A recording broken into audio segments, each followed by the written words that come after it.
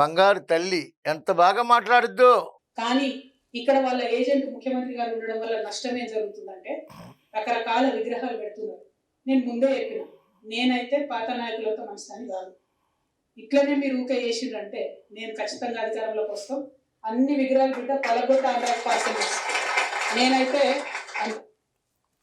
అమ్మ ఏందమ్మా మాట్లాడి మాట మీరు?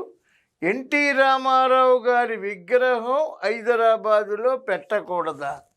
రేపు 28వ తారీఖుని పివి గారి జయంతి సందర్భంగా తెలంగాణ బిడ్డైన పివి నరసింహారావు గారు దేశానికే ఆణిముత్యం అనే విధానంగా విశాఖపట్నంలో ప్రారంభం అవుతుందమ్మా.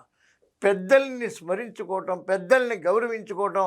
గాంధీ గారు గుజరాత్ మహారాష్ట్రలో పెట్టకూడదు, బాబు జగజీవన్ రావు గారు అదేదో రాష్ట్రం మహారాష్ట్రలో పెట్టకూడదు, నీలం సంజీవరెడ్డి గారు ఆంధ్రావాడు హైదరాబాద్లో విగ్రహం ఉండకూడదు, ఎస్పి బాలసుబ్రహ్మణ్యం గారు ఆంధ్రావాడు తెలంగాణలో విగ్రహం ఉండకూడదు. ఇవన్నీ తప్పమ్మా.